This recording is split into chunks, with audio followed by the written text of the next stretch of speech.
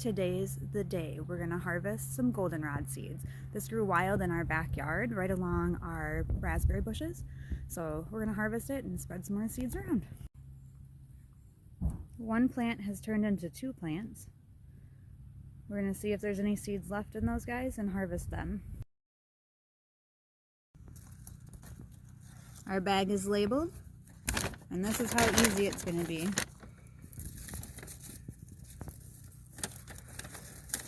Well, maybe. Seeds collected. See this guy?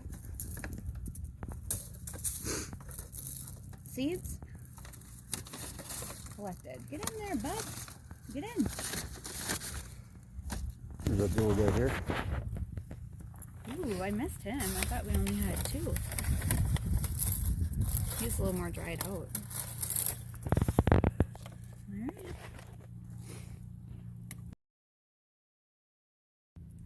And that's how we clip some seeds and save them for later, right before we go to the grocery store.